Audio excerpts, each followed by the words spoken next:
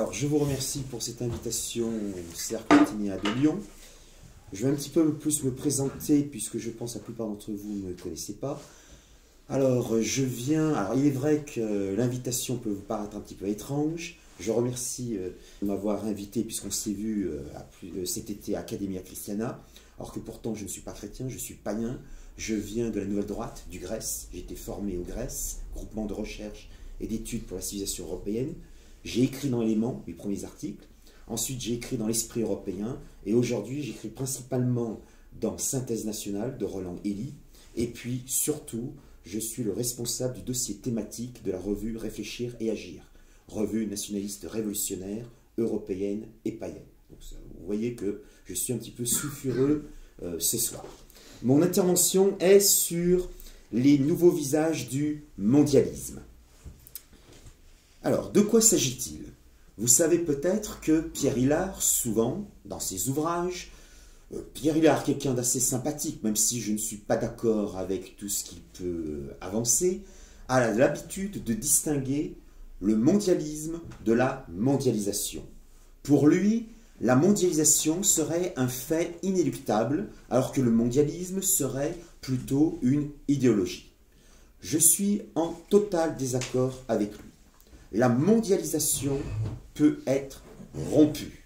Et voilà pourquoi je combats depuis l'âge des 14-15 ans contre le phénomène de la mondialisation.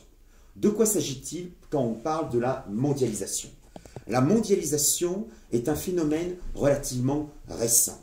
Certes, on peut dire que la mondialisation est apparue à l'époque de l'Empire romain, dans l'Antiquité. Mais cette mondialisation n'était que partielle et surtout autour d'une ville principale qui était Rome. On peut dire que la principale étape de la mondialisation, c'est le 12 octobre 1492 à 10h30. Quelle est cette date? Cette date, c'est tout simplement quand Christophe Colomb découvre, entre guillemets, l'Amérique. Et c'est le début de l'expansion européenne sur le continent américain. Mais ce n'est pas encore une mondialisation. Certes, les Européens vont se répandre en Amérique. Certes, ensuite, au XVIIIe siècle, vous allez avoir ce qu'on appelle les nouvelles grandes découvertes, avec la découverte de ce nouveau continent qu'est l'Océanie, l'océan Pacifique. Mais la mondialisation, ce n'est pas encore cela. Pourquoi? Parce qu'au XVIIe, XVIIIe, XIXe et même au début du XXe siècle, vous avez une grande partie de la Terre qui est régie sous l'impérium européen.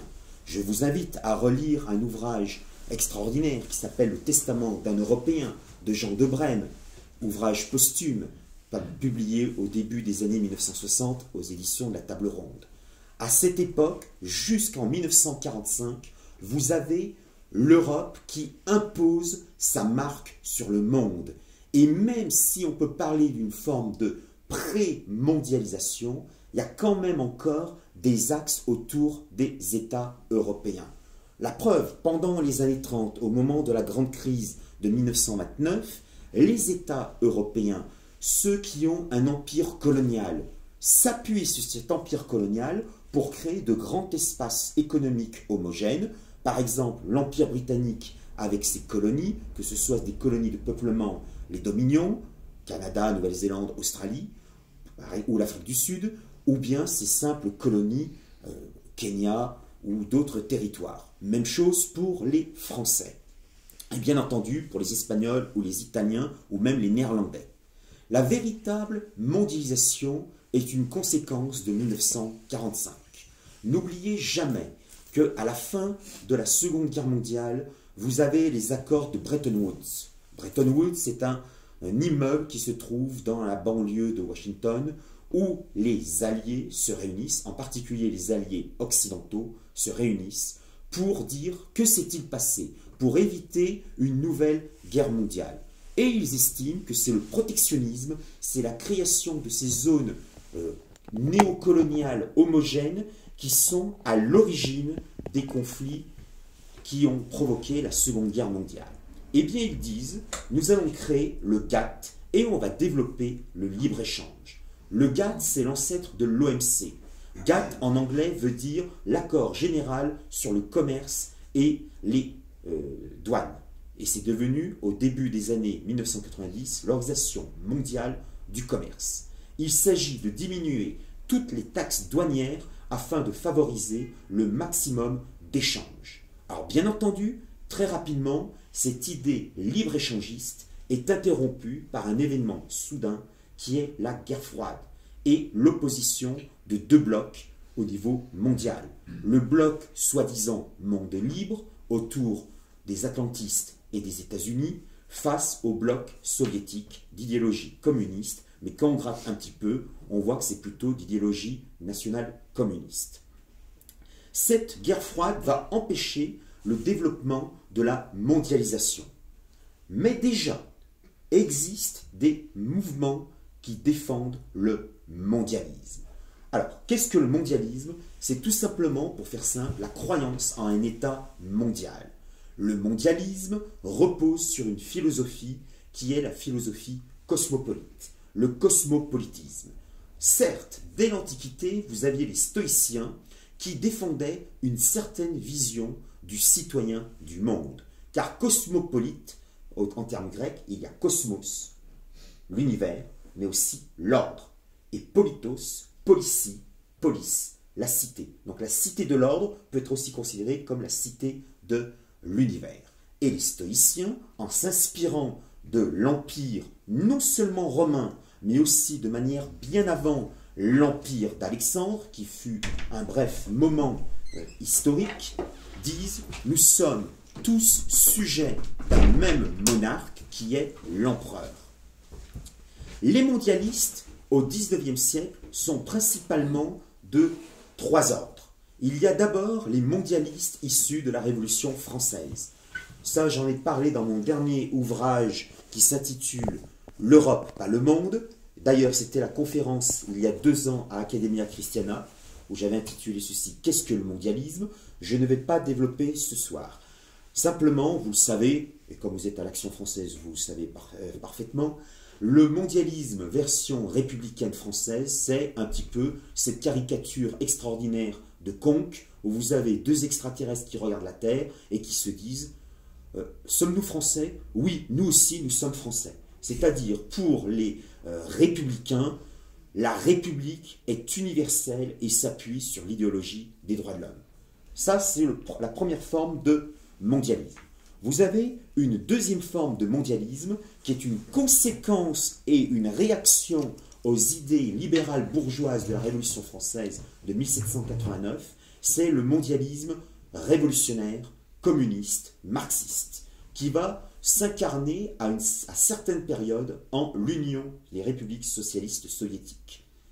N'oubliez jamais que le camarade Trotsky défendait, au-delà de la révolution permanente, l'idée que l'Union des républiques socialistes soviétiques devint un jour l'Union mondiale des républiques socialistes soviétiques. Le terme URSS est très clair. C'est un des rares cas dans l'histoire politique européenne, voire même mondiale, où il n'y a aucune incarnation géographique, aucune incarnation territoriale. L'URSS était une union des républiques socialistes soviétiques qui avait une visée mondiale. Et cette visée était extrêmement mondialiste, puisque dans les années 1960 et 1970, il était prévu que la Bulgarie intègre l'URSS pour en faire une 16e république fédérative socialiste soviétique. Il y avait aussi un projet beaucoup plus ancien, dans les années 1930, que la Mongolie, car on oublie très souvent que le second État à être communiste au XXe siècle fut la Mongolie, du fait des événements de guerre civile liés à la révolution chinoise de 1911. Eh bien, la Mongolie avait eu à un certain moment l'intention d'intégrer l'Union des républiques socialistes soviétiques. Ça aussi, j'en parle dans l'Europe, pas le monde. La troisième forme de mondialisme, celle qui est aujourd'hui la plus vivace, même si le mondialisme de type universaliste républicain français existe toujours. Par exemple, entre parenthèses, je puis vous citer une phrase de notre cher ami Jean-Luc Mélenchon, où il disait à l'époque, il est encore sénateur socialiste de l'Essonne, il disait « Pour moi, la France doit aller, la République française, c'est plus que la France. La République française, c'est faire du monde plein de républiques françaises. » Donc vous comprenez, c'est cette idée cosmopolite universaliste. La dernière forme de mondialisme que nous connaissons, qui est très bien traitée par Pierre Hillard, c'est le mondialisme d'origine anglo-saxonne, avec deux variantes. Vous avez d'un côté la variante britannique, avec Cecil Rhodes, l'homme qui a créé les Rhodésies, l'homme qui, en Afrique du Sud, a provoqué la guerre des bourgs, la lutte de nos amis afrikaners. N'oubliez jamais qu'entre 1899 et 1901-1902, les afrikaners luttaient pour leur indépendance dans le cadre de leur république contre les visées de l'Empire britannique. Et à cette époque, la jeune Action française de Maurras défendait les afrikaners, comme d'ailleurs le Kaiser Guillaume II d'Allemagne. Pourquoi? Parce qu'ils étaient aussi hostiles à la Grande-Bretagne. Donc vous avez d'un côté le mondialisme anglo-saxon, d'origine britannique. En clair, c'est les Britanniques doivent dominer le monde, avec plein de théories plus ou moins étranges, particulières, comme par exemple certains estiment que l'actuelle dynastie des Hanovre-Windsor, car je vous rappelle que la reine d'Angleterre est d'origine allemande, depuis son ancêtre Georges Ier du Hanovre, qui était le grand électeur du Hanovre, eh bien, ils estiment que cette dynastie du Hanovre a des origines davidiques, un peu comme les rois de France, mais d'un point de vue anglo-saxon. Donc, les Britanniques estiment être à la pointe de l'Europe, du monde, et le monde doit être soumis à leur volonté. Et puis, de l'autre côté de l'Atlantique, vous avez des groupes atlantistes, américains, je devrais plutôt dire états-uniens, qui vont très vite comprendre la force, l'énergie de la jeune république états-unienne. Et ils vont se dire, pourquoi pas, nous aussi, nous pourrions dominer au moins l'hémisphère occidental. Cette politique se développe d'abord avec le président Monroe. Alors, il ne s'agit pas du grand-père de Marilyn, je vous rassure tout de suite. C'est le président des États-Unis qui, en 1823, devant le fameux discours sur l'état de l'Union, devant les membres du Congrès des États-Unis d'Amérique, parle de l'Amérique aux Américains. C'est-à-dire, il refuse toute intervention européenne, et en 1823, je vous rappelle, c'est le début de la décolonisation de l'empire colonial espagnol.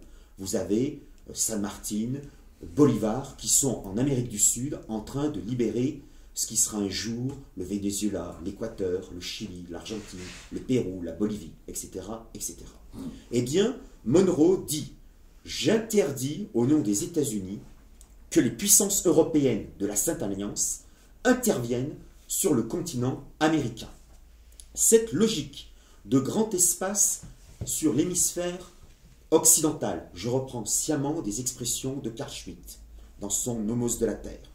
Cette vision va se développer ensuite dans certains milieux, en particulier au sein des universités de l'Ivy League. Qu'est-ce que l'Ivy League?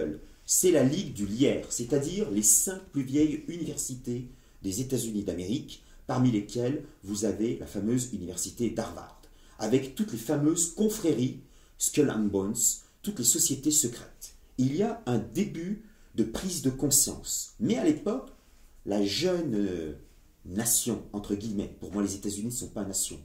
Les États-Unis, pour moi, sont un dépotoir du monde, de l'humanité. Eh bien, à cette époque, les États-Uniens, les Yankees, sont en train de s'étendre à l'ouest en pratiquant un génocide qu'on oublie toujours, le génocide contre les Amérindiens. Il y a un deuxième phénomène dans l'histoire du mondialisme anglo-saxon d'origine états-unienne, c'est la guerre de sécession, 1861-1865. Alors là aussi, la guerre de sécession, je ne vais pas rentrer dans les détails, je vous renvoie à de nombreux ouvrages, en particulier Le Blanc Soleil des Vaincus de Dominique Vénère, ou bien Gettysburg, qui est la version améliorée et réécrite de Vénère, parue en 1988-1989. Eh bien, il y a là encore une opposition entre le Nord industriel protectionniste le Sud libre-échangiste agricole, qui pratique l'esclavage. Mais vous oubliez tout de suite les notions, les méchants sudistes qui oppriment ces pauvres Africains. Non, non, pas du tout. Les nordistes en ont rien à cirer de la cause africaine. Ils en ont rien à cirer. D'ailleurs, Lincoln ne libérera les esclaves qu'en 1863, quelques mois avant que le tsar abolisse, lui aussi en Russie, le servage. Les deux choses sont assez intéressantes. Eh bien, le Nord industriel veut écraser le Sud pour des raisons économiques, pour des raisons aussi politiques. Car le Sud, c'est une vision de la vieille Europe. Et je vous rappelle que les États-Unis d'Amérique se sont construites sur une hostilité radicale à la civilisation européenne. N'oubliez jamais que les pèlerins du Mayflower quittaient la Grande-Bretagne à l'époque. L'Angleterre, c'était des puritains qui étaient chassés et qui voulaient trouver un paradis terrestre ailleurs, dans un nouveau monde. L'esprit états-unien, qui est un esprit protestant, calviniste puritain, est profondément hostile à l'esprit européen. C'est une antithèse radicale. Même si ce sont des blancs, eh bien, ce sont des... Peut-être extérieurement, ils sont blancs, mais à l'intérieur, ils sont foncièrement anti-européens. Eh bien, ces groupes nordistes qui font pression autour du jeune parti républicain d'Abraham Lincoln vont provoquer la rupture avec le Sud. Et quand le Sud va être vaincu, parce que militairement, en dépit que le Sud avait les meilleurs généraux, ils n'avaient pas beaucoup d'hommes, ils n'avaient pas beaucoup d'armes, et le Nord industriel a brisé le Sud. Je vous rappelle que la guerre de sécession est le premier conflit moderne, avec usage massif d'obus, de canons, de sous-marins. Les premiers sous-marins existaient, de cuirassiers avec des plaques en acier, et puis aussi l'usage du chemin de fer.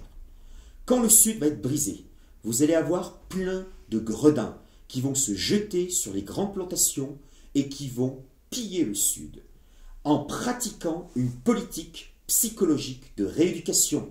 Cette politique psychologique de rééducation qu'on trouvera presque 100 ans plus tard quand les pseudo-alliés appliqueront les mêmes mesures sur l'Allemagne vaincue en 1945. N'oubliez jamais que ce qu'a connu l'Allemagne après 1945, le sud des États-Unis l'avait connu un siècle plus tôt. Eh bien, ces groupes mondialistes, ayant remporté la guerre, la fameuse guerre de sécession, estiment que désormais les États-Unis sont capables d'assumer un rôle majeur dans le concert des nations. Mais il y a toujours des éléments isolationnistes, en disant il est hors de question qu'on se mêle avec ces Européens. Entre-temps, les États-Unis ont pu nouer des liens avec Londres. Je vous rappelle que pendant très longtemps, les relations entre Londres et Washington étaient exécrables. D'où, par exemple, la seconde guerre d'indépendance des États-Unis. Peu connue, 1812-1815. Sylvain Roussillon avait écrit il y a quelques années un excellent ouvrage sur ce sujet. C'est peu connu. On oublie que les Britanniques ont brûlé la Maison Blanche. Ils ont brûlé Washington. Et finalement, il y a eu un accord de paix entre Londres et Washington. À partir de 1840-1850, la frontière entre le Canada britannique et les États-Unis est définitivement fixée. Et c'est à partir de ce moment que les Britanniques et les États-Uniens, du fait de la parenté de leur langue, puisqu'ils parlent la même langue, vont se rapprocher. Et ils vont se dire, ça serait très bien qu'il y ait dans le monde une sorte de condominium britanno-états-unien. Vous, on vous laisse l'Europe, l'Afrique, et vous nous laissez le continent américain, mais aussi le Pacifique. Car à la fin du XIXe siècle, les États-Unis d'Amérique, sous la direction de Theodore Roosevelt, un parent relativement éloigné du futur Franklin Delano Roosevelt, va pratiquer la politique de la carotte et du bâton. Les États-Unis ont occupé les îles Hawaï, qui vont bientôt annexer. Pourquoi? Parce qu'ils ont l'intention de contrôler le nord de l'espace océanique Pacifique. Car le Japon est en train de monter de l'autre côté. Et les États-Unis ont une crainte considérable du péril, entre guillemets, jaune. Regardez dans les westerns, c'est très clair. Souvent, vous avez énormément de populations asiatiques qui s'occupent souvent pour les vêtements ou bien pour le nettoyage des cow-boys. Et ils sont toujours très mal vus. Les États-Unis craignaient que cet apport de population asiatique fasse des revendications territoriales sur la Californie. N'oubliez pas non plus, 1865-1866, la Russie vend l'Alaska aux États-Unis, sans quoi la Russie aurait été un État tricontinental, Europe, Asie, Amérique du Nord, avec l'Alaska. Ça a été une erreur considérable du tsar. Il avait besoin d'argent. Bon. Les États-Unis, avec Theodore Roosevelt, intervient régulièrement en Amérique centrale, en Amérique du Sud. Par exemple, 1917, avant même que les États-Unis interviennent en Europe, il y a une intervention du général Pershing au Mexique pour essayer de s'opposer aux révolutionnaires mexicains, Pancho Villa, Emilio Zapata, par exemple. La Première Guerre mondiale a été voulue, souhaitée par Wilson, Woodrow Wilson, un des personnages les plus infects de l'histoire des États-Unis d'Amérique. Ce personnage était officiellement isolationniste, mais c'était un bon démocrate. Et vous savez, les démocrates, souvent, ce sont les pires. Les démocrates souhaitaient s'opposer à la montée en puissance de l'Allemagne. Et les cénacles mondialistes vont tout faire pour que les États-Unis puissent entrer en guerre contre les empires centraux. Ça sera le cas avec le fameux naufrage du Lusitania en 1916, excusez-moi. Lusitania, officiellement, c'était un paquebot, il n'y avait que des touristes. D'étranges touristes, puisque dans les cales, il y avait des munitions, des armes pour les Britanniques. Et les services secrets allemands le savaient. En même temps, les services secrets des États-Unis, qui ne sont pas encore la CIA, mais il y a des groupes privés, la fameuse agence Perkinson, qui exerçait une surveillance sur le gouvernement mexicain, prend le fameux télégramme du chancelier Bethmann Hollweg qui proposait au Mexique d'entrer en guerre contre les États-Unis, si les États-Unis entraient en guerre contre les empires centraux et l'Allemagne, et qui leur proposait de retrouver leurs anciens territoires perdus en 1848, c'est-à-dire Texas, Californie, Nouveau-Mexique, Nevada, Arizona, etc., etc. Wilson va en profiter pour déclarer la guerre, pour demander au Sénat de déclarer la guerre aux empires centraux. Et il va rentrer comme ça dans le concert européen.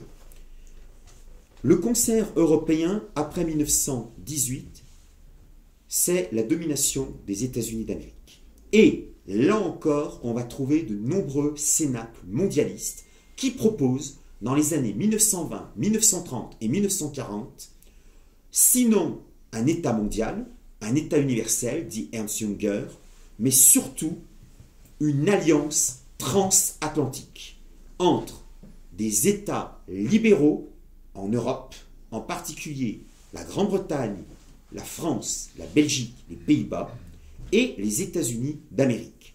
Par exemple, à la fin des années 1930, vous avez Clarence Strait qui écrit un ouvrage sur la relation transatlantique, en disant il faut qu'il y ait une fédération entre les deux côtés de l'océan Atlantique. Cette notion on la retrouvera avec l'OTAN, ou plutôt l'Alliance Atlantique créée en 1949, le traité de Washington. Vous aurez quelqu'un qui a longtemps côtoyé Charles Maurras et l'Action française, Jacques Maritain, qui va, pendant sa période d'exil aux États-Unis, écrire de nombreux ouvrages en faveur d'un fédéralisme intégral mondial. Maritain soutient les idées de Strait, c'est-à-dire, il dit, puisque l'Europe ne peut pas se faire du fait du rideau de fer, eh bien je propose qu'une Union européenne ou une communauté européenne s'intègre avec une communauté nord-américaine et qu'il y ait une grande union pan-atlantique, pan-occidentale. Souvent, les atlantistes, les mondialistes, les occidentalistes sont liés, ils sont cul et chemise. Édouard Balladur, au début des années 2000, avait écrit un petit livre qui était pour une unité transatlantique.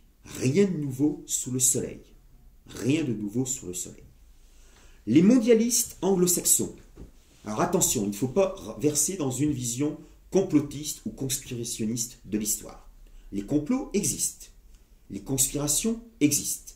Mais comme le disait mon vieil ami Emmanuel Ratier, il n'y a pas de maître des marionnettes. C'est souvent extrêmement éclaté.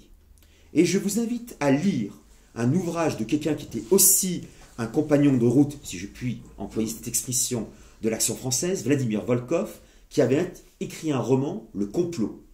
Un roman excellent, où il avait parfaitement tout démontré, où il n'y a pas de chef suprême qui tire les fils. Il faut bien penser que les groupes mondialistes, quels qu'ils soient, ce sont des cercles, ce sont des groupes qui parfois s'associent, mais qui très souvent s'opposent. Donc il y a une forme de discorde chez l'ennemi, pour reprendre un titre célèbre d'un certain général.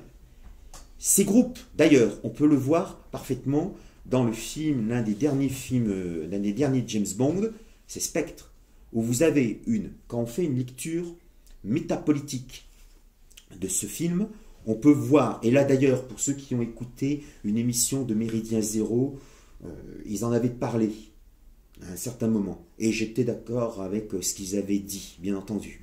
On voit que James Bond, c'est quoi? C'est celui qui défend Rule Britannia, la primauté du monde britannique contre Spectre, cette organisation bizarre, cette hydre, cette sorte de mafia. Mais quand on gratte un petit peu, on découvre que Spectre, c'est plutôt l'état profond des États-Unis d'Amérique. Donc, au sein même du monde anglo-saxon, il n'y a pas un bloc monolithique. Oubliez l'idée qu'ils vont tous dans la même direction. Non, il y a des groupes qui s'opposent. Et on retrouve cette situation aussi bien chez les mondialistes républicains universalistes ou même chez les communistes.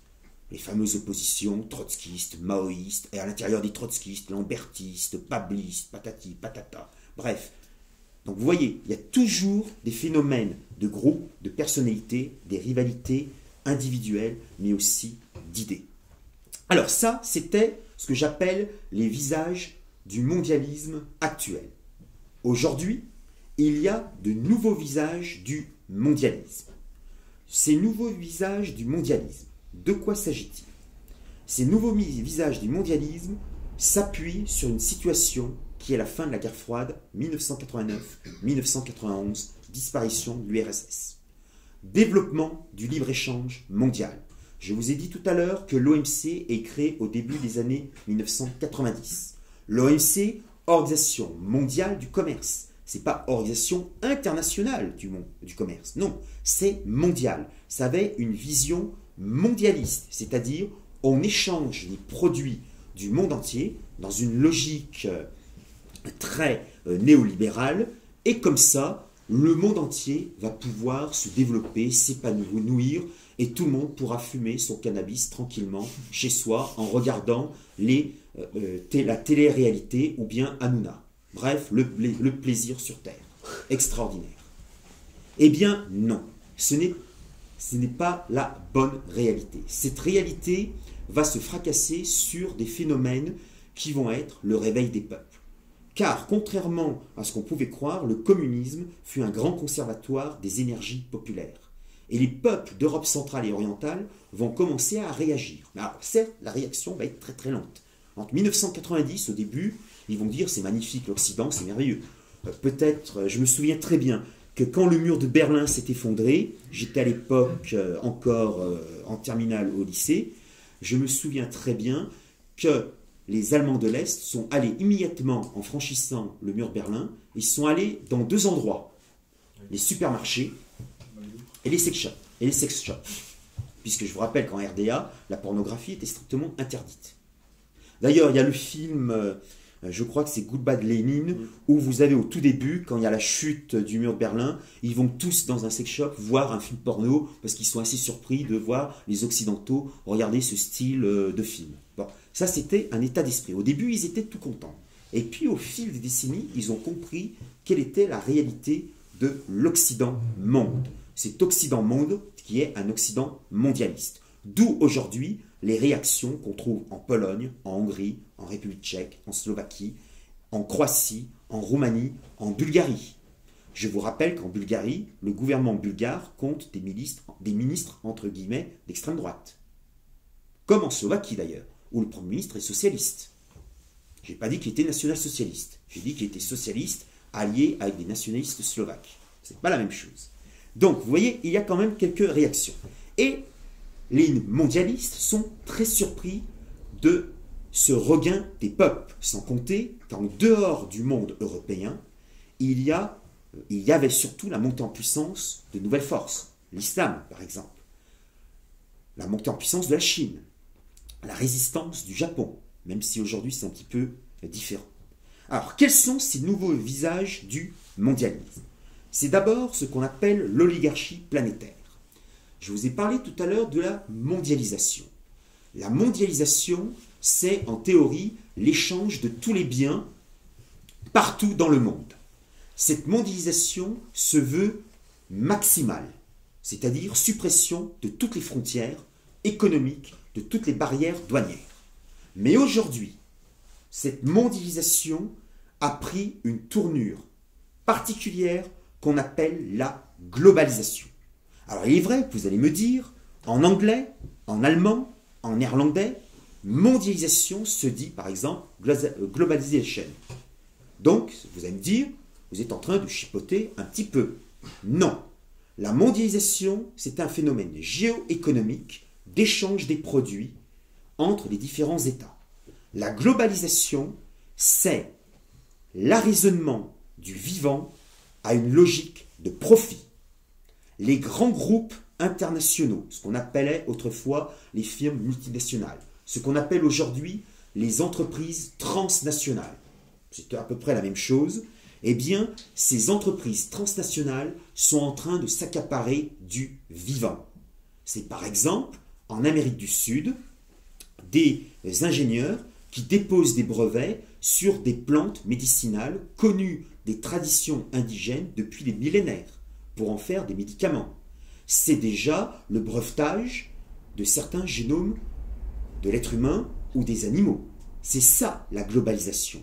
La globalisation, c'est la mondialisation sur le vivant, toutes les formes du vivant. Je vous renvoie aux excellents ouvrages d'Hervé Juvin dans lesquels il tire cette sonnette d'alarme. Il a très bien compris que cette mondialisation, aujourd'hui, ce n'est plus un aspect extérieur. C'est un aspect qui va même dans notre intimité la plus profonde. Cette globalisation, c'est le développement des réseaux sociaux, avec cette saloperie de Facebook, avec cette saloperie de Twitter. Je vous dis tout de suite, je n'ai qu'un seul site, c'est tout. Je ne suis pas sur Twitter, je ne suis pas sur Facebook, je déteste tout ça, en plus j'ai d'autres choses à faire. Ça provoque l'abêtissement généralisé de nos esprits. Moins vous êtes sur les réseaux sociaux, d'ailleurs moi je me dis souvent, je suis plutôt pour les réseaux asociaux. Plus vous êtes sur les réseaux sociaux, plus vous perdez de la substantifique moelle, plus vous perdez de la réflexion. Sortez. Et d'ailleurs, et là c'est une des rares fois où je suis d'accord avec nos chers amis Antifa de la Horde, que vous devez sûrement connaître, où ils avaient dit créer un groupe politique sur Facebook, c'est pas la meilleure solution. Je suis là pour une fois entièrement d'accord avec eux. Et il ne faut surtout pas créer des groupes politiques sur Facebook, parce que c'est la fin du militantisme. Le militantisme, c'est réfléchir avant d'agir, selon nos dispositions, selon les besoins, selon les circonstances. Il ne faut jamais oublier ceci. Bien sûr, c'est super aisé d'être un guerrier derrière son clavier d'ordinateur. C'est super pratique. Mais quand il s'agit de militer, quand il s'agit d'aller au contact des individus, des personnes, là, on ne trouve vraiment plus personne. Ça, c'est un gros problème. C'est une forme de tout à l'ego. Une forme de développement du narcissisme. Et ça fait partie de la globalisation. Ça fait partie de cette nouvelle forme de mondialisme. Quelles sont aussi les autres formes de mondialisme? Alors là, je vais être un petit peu plus politique. Et parfois, je vais être un petit peu provocateur. J'aime bien être provocateur. J'aime bien titiller l'esprit et susciter la controverse.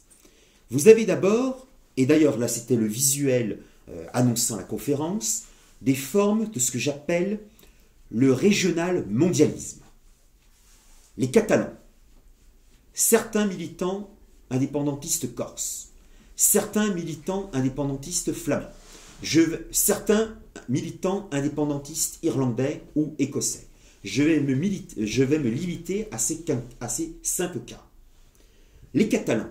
Alors, je ne vais pas rentrer dans faut-il l'indépendance de la Catalogne ou non.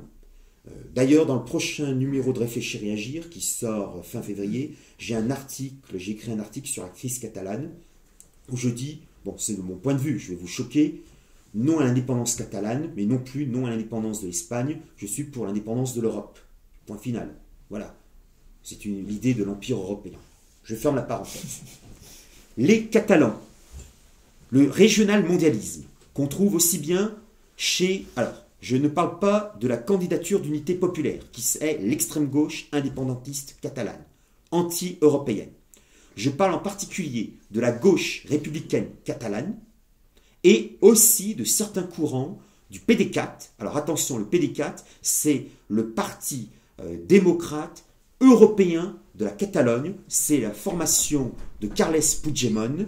C'est le groupe démocrate chrétien indépendantiste catalan. Eh bien, ces personnes disent, qu'est-ce qu'un Catalan? C'est pas le sol et le sang. Pas du tout. Le Catalan, c'est uniquement quelqu'un qui parle le catalan. Voilà pourquoi vous avez certains militants catalans qui disent, l'espagnol, le mec qui vient d'Andalousie, qui vient travailler à Barcelone, il ne parle pas catalan, il dégage. En revanche, l'Africain qui vient de son fin fond de Côte d'Ivoire, qui parle catalan, lui, ça c'est un vrai catalan. Et vous avez cette logique qu'on retrouve chez certains Corses.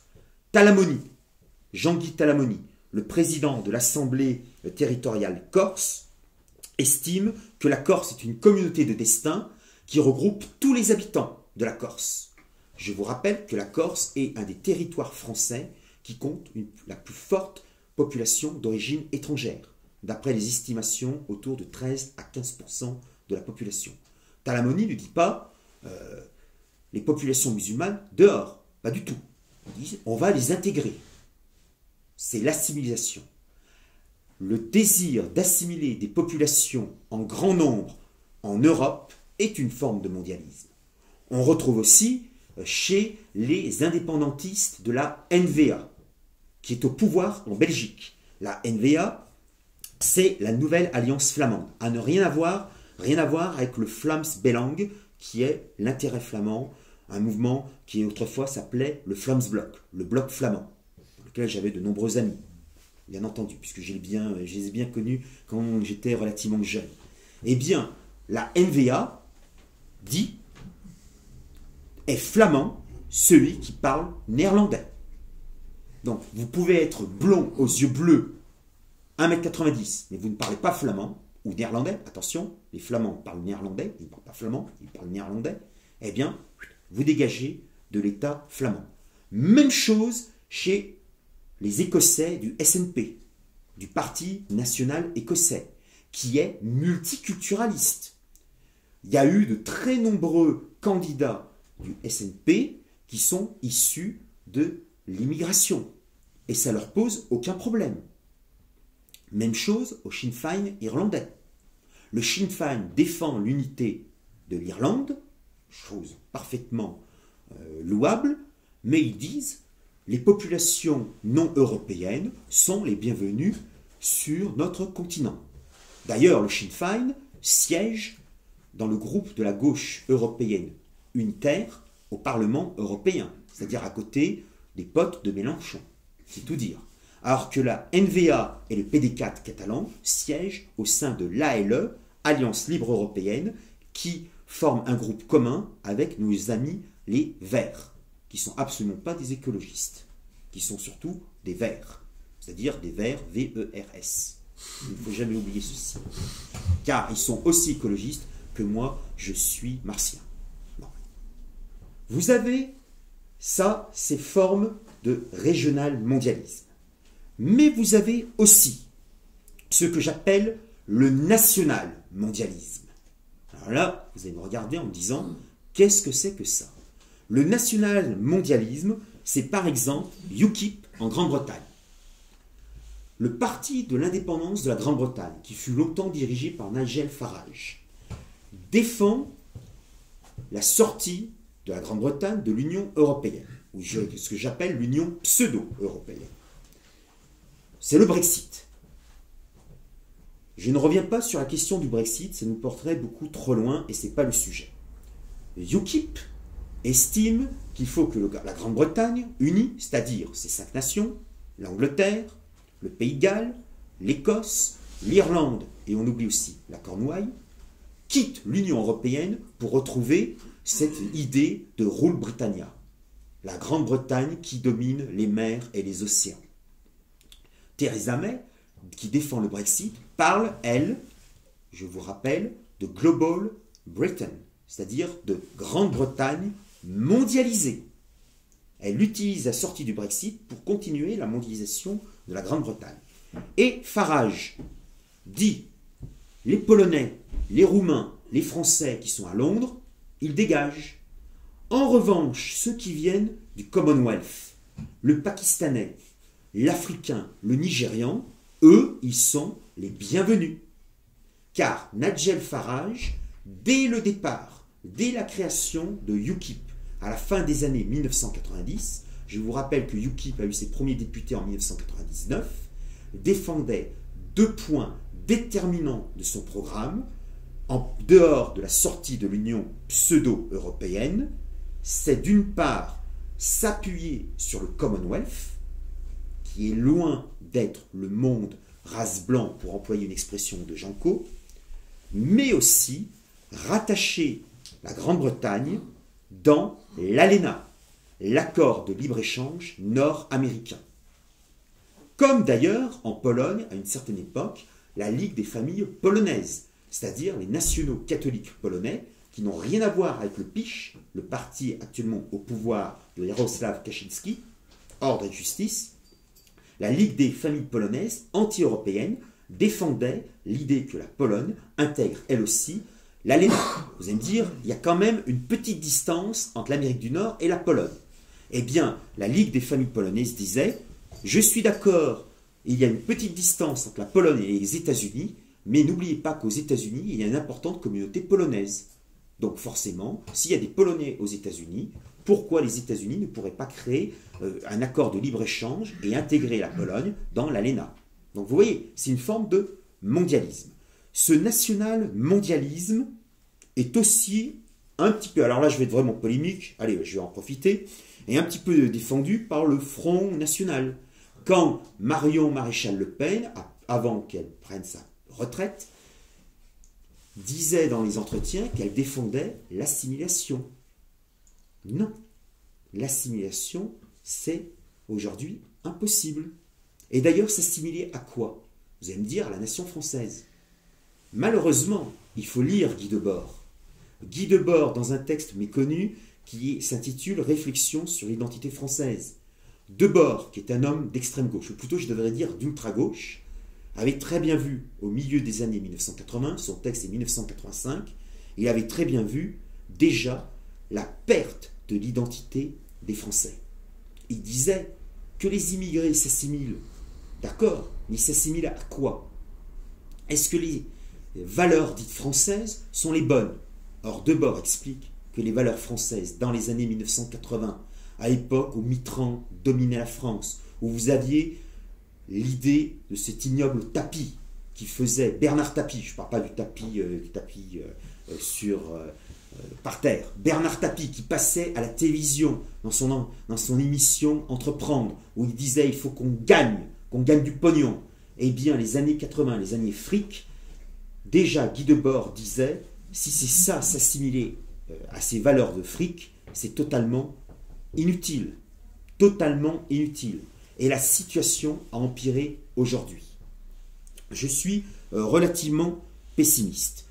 Donc, les nationaux mondialistes, ce sont des personnes qui estiment que n'importe qui peut devenir membre d'une nation, je devrais plutôt dire, c'est le terme que je préfère, d'une communauté de peuples. Une communauté de peuples enracinée sur un territoire. Or, cette intégration se fait très lentement. Au signe du Flore, Charles Maurras raconte, c'est au tout début, il dit qu'à Martigues, les plus belles filles de Martigues sont d'origine italienne, car leurs parents venaient d'Italie et avaient épousé les filles provençales. Et ça faisait les plus belles filles de Martigues. Oui, d'accord, mais ce sont des Italiens. C'est-à-dire qu'il y avait déjà une proximité culturelle entre les Français du sud de la France, de Provence, et les Italiens. Une proximité culturelle, linguistique. Entre l'italien et le français, on arrive à se comprendre. Un petit peu difficilement, mais on arrive à se comprendre. Une unité religieuse, le catholicisme. Important, le fait religieux.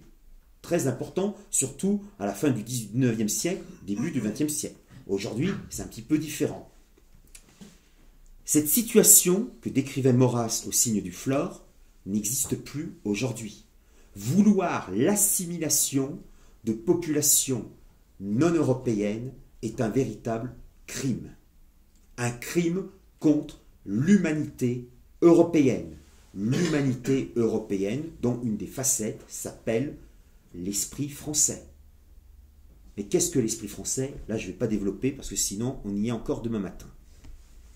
Je vous laisse réfléchir sur ce sujet. Le national-mondialisme, tout simplement, c'est aussi une conséquence, et là je vais être encore plus polémique, du nationalisme. Le nationalisme, qu'est-ce que c'est? Là, je reprends une vieille idée de mon très vieil ami Arnaud Guyot-Janin, qui se dit catholique intégral, partisan lui aussi de la subsidiarité, qui dans ses ouvrages parus au début des années 2000, Manifeste pour une révolution spirituelle, expliquait que le nationalisme, c'est une mondialisation et un mondialisme à l'intérieur d'une nation. Je vous rappelle que l'État-nation français s'est créé, s'est bâti sur la destruction de nos cultures vernaculaires, la disparition programmée du monde paysan, sur la disparition de nos identités régionales populaires. Sous la monarchie, les rois de France parlaient de leur empire et de leur peuple. Il y avait à l'époque très peu de personnes qui parlaient le français. Comme aujourd'hui en Italie, où 50% de la population italienne parle encore l'idiome local, les dialectes locaux, les langues régionales. Alors, ce n'est pas vraiment des langues régionales, puisqu'elles déclinent tous, elles proviennent tous d'une forme d'italien. Mais entre le napolitain et le lombard, il y a des différences linguistiques. L'État-nation, le nationalisme étatique, a détruit nos communautés populaires enracinées régionales. Et qui a fait ça? C'est la Troisième République. Alors certes, ça avait commencé, si vous lisez Tocqueville, avec Louis XIV, la monarchie absolue, la centralisation autour de Versailles. Mais c'était beaucoup plus compliqué que cela.